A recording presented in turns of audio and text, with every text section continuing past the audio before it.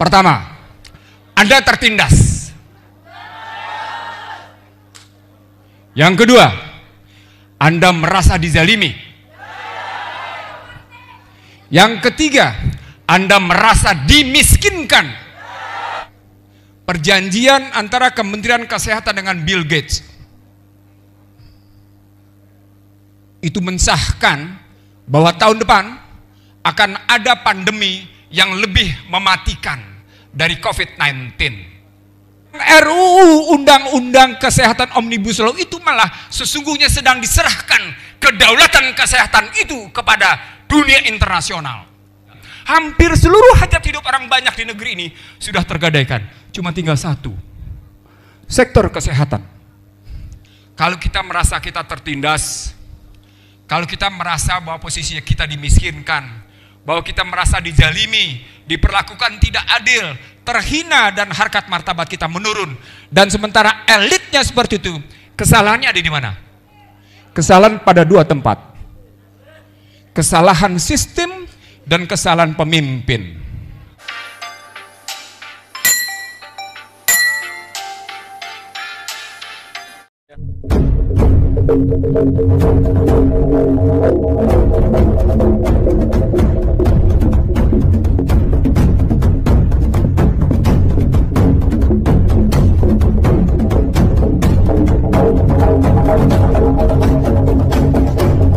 Assalamualaikum warahmatullahi wabarakatuh. Bapak Ibu sekalian, satu hal yang saya percaya bahwa Anda terpanggil di sini karena 5 hal. Pertama, Anda tertindas. Yang kedua, Anda merasa dizalimi. Yang ketiga, Anda merasa dimiskinkan.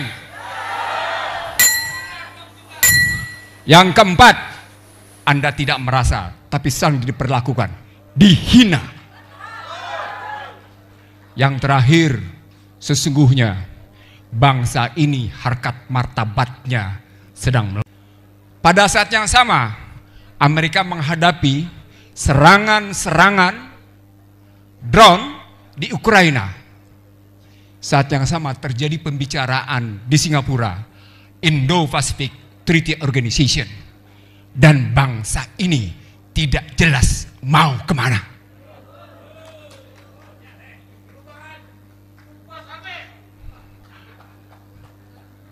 Itu berarti 5 hal tadi menjadi kenyataan.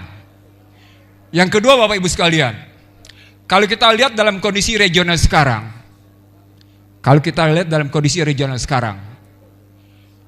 kehadiran TKA pada hakikatnya adalah bertentangan dengan pasal 27 ayat 2 Undang-Undang Dasar 45. Karena pasal 27 ayat 2 menyatakan tiap-tiap warga negara berhak atas pekerjaan dan penghidupan yang layak bagi kemanusiaan. 27 ayat 2 tidak bicara tiap-tiap penduduk. 27 ayat 2 menyatakan tiap-tiap warga negara. Dan kita saksikan adalah sebagaimana tadi data muncul tentang meningkatnya pengangguran. Sayangnya pengangguran dalam konstruksi tadi adalah konstruksi ekonomi, bukan konstruksi sosial. Bapak Ibu sekalian, kalau kita hadapi sekarang situasi di mana kemudian rakyat diam menghadapi ketertindasan, menghadapi kezaliman, menghadapi penghinaan, menghadapi melorotnya harkat martabat, maka kata kuncinya satu: tidak ada yang tidak terkooptasi, tidak ada yang tidak terbeli. Maka Anda yang hadir di sini adalah Anda orang-orang yang tidak terbeli. Tanya pada diri sendiri, apakah Anda terbeli atau tidak?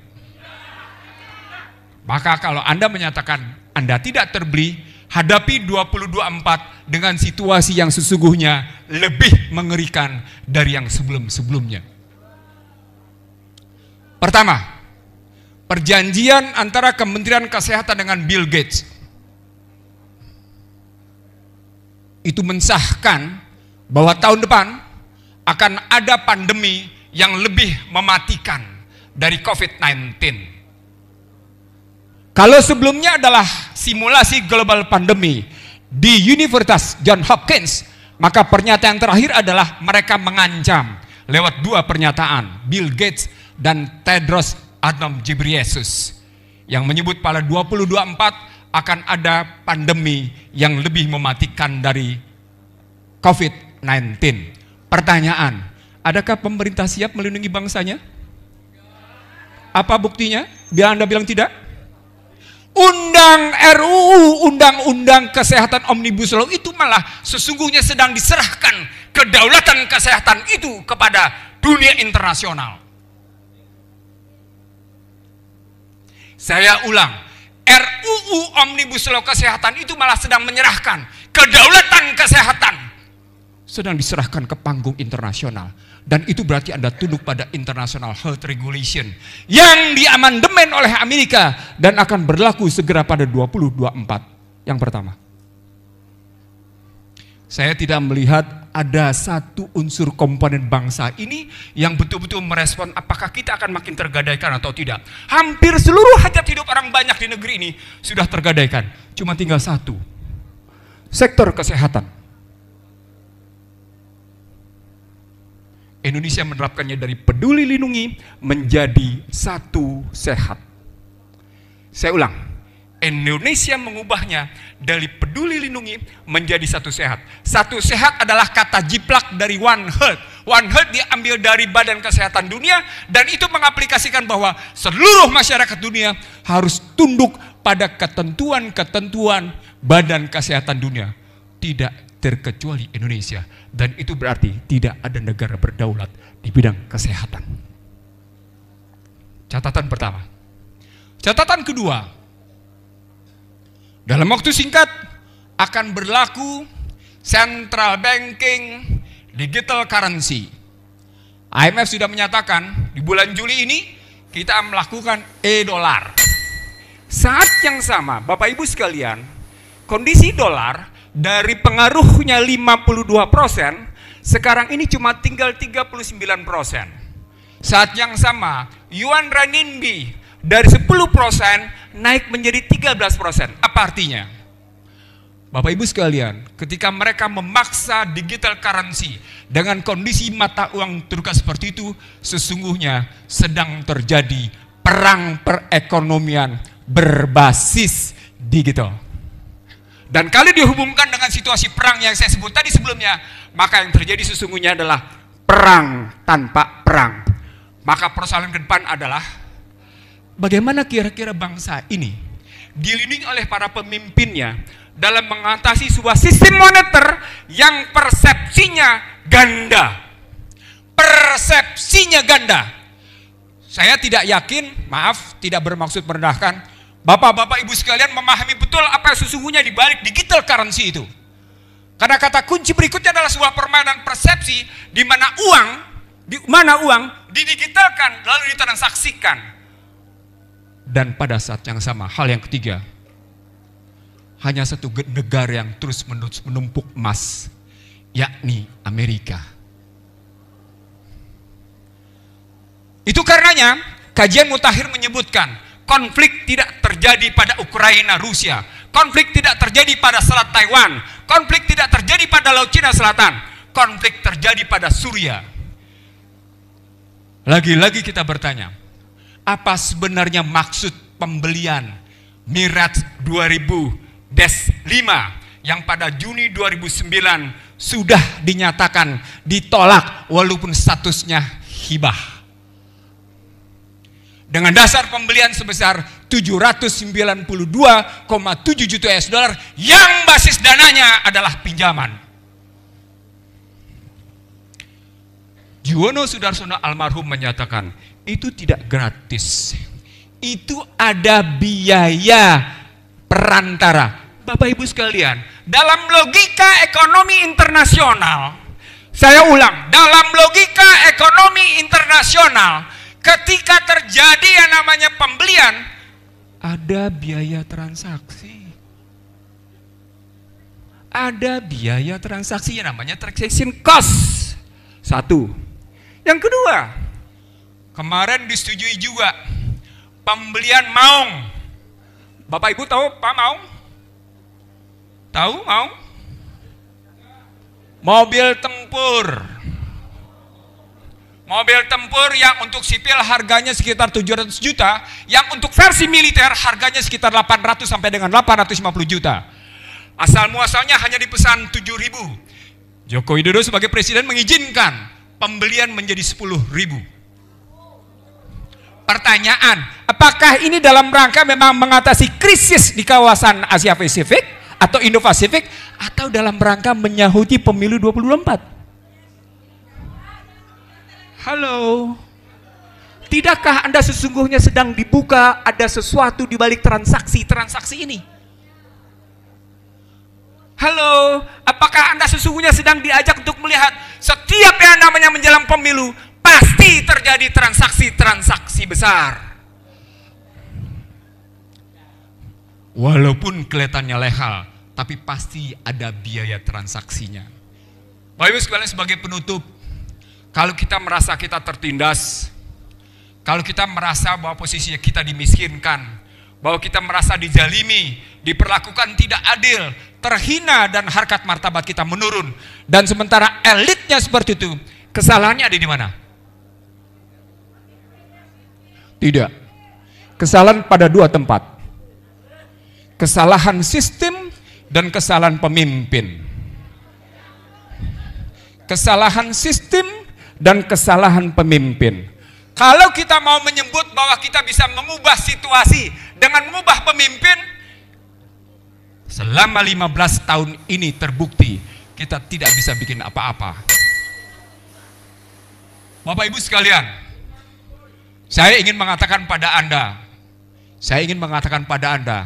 di dunia sana sedang terjadi kemelut amat sangat luar biasa, sama seperti di Indonesia. Sayangnya kemelut di sana disahuti oleh para pemimpinnya dengan luar biasa. Lihat bagaimana Putin, lihat bagaimana Xi Jinping, lihat bagaimana negara-negara tetangga seperti Anwar Ibrahim, Lee Hsien Loong, atau bahkan katakan tegas-tegas bagaimana Marcos Junior punya sikap mengubah Rodrigo Guterres berpihak kembali ke Amerika. Indonesia mau mengatakan bebas aktif, tapi perilakunya banci.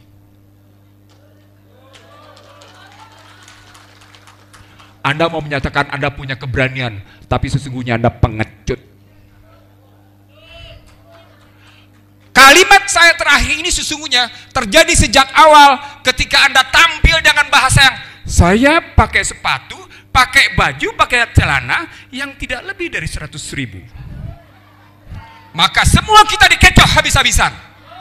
Sama seperti dikecoh tentang Trisakti, sama seperti dikecoh tentang Nawacita, sama dikecoh tentang pembangunan ekonomi, sama dikecoh tentang pembangunan infrastruktur. Maka 2024 kita tidak perlu mengulangi false flag ini. Bahasa kerennya false flag, bahasa konkretnya Anda dikecoh. Sama seperti dikecoh tentang Kepres 17 2022 yang menjadi Inpres 2 2023. Bapak Ibu sekalian dikecoh bahwa seolah-olah seakan-akan sedang menegakkan hak asasi manusia, tetapi sesungguhnya sedang terjadi penjungkir balikan pemikiran. Pada konstruksi false flag seperti ini, yang bisa ngejawab cuma satu. Ketika politik tanpa moral, ketika politik tanpa etik, dan ketika hukum tunduk pada kemauan politik, maka cuma Islam yang menjadi jawaban. Anda boleh lihat bagaimana Marcon protes yang namanya Joe Biden dengan menyebut, "Hey Washington, Anda blunder dengan meminta Uni Eropa mendukung Ukraina." Sama seperti dia kemudian berhadapan dengan posisi bagaimana Indo-Pasifik dikangkangi habis-habisan dan berhadapan dengan kekuatan Cina. Itu berarti kita bukan sekedar butuh pemimpin yang punya integritas dan kredibilitas. Kita butuh pemimpin yang bukan cuma sekedar moralitas. Kita butuh pemimpin yang punya visi jauh ke depan. Pemimpin yang bisa menjawab bagaimana kata pembukaan Undang-Undang Dasar 45 dikembalikan sesuai dengan jiwa, semangat dan nilai-nilainya. Disitulah kata kunci koalisi aksi menyelamatkan Indonesia. Memegang teguh kata pembukaan sebagai upaya mengangkat harkat martabat bangsa. Tanpa itu kita adalah bangsa pecundang. Kita adalah bangsa beo yang para intelektualnya tidak lebih tidak kurang sebagai tukang. Akhirul kalam, saya ingin mengatakan pada Anda, berhentilah menjadi pecundang. Berhentilah menjadi beo. Berhentilah pesta pora pada tokoh-tokoh tertentu yang tidak jelas mau dibawa kemana negeri ini. Berhentilah pada mulut manis. Berhentilah pada penceritaan.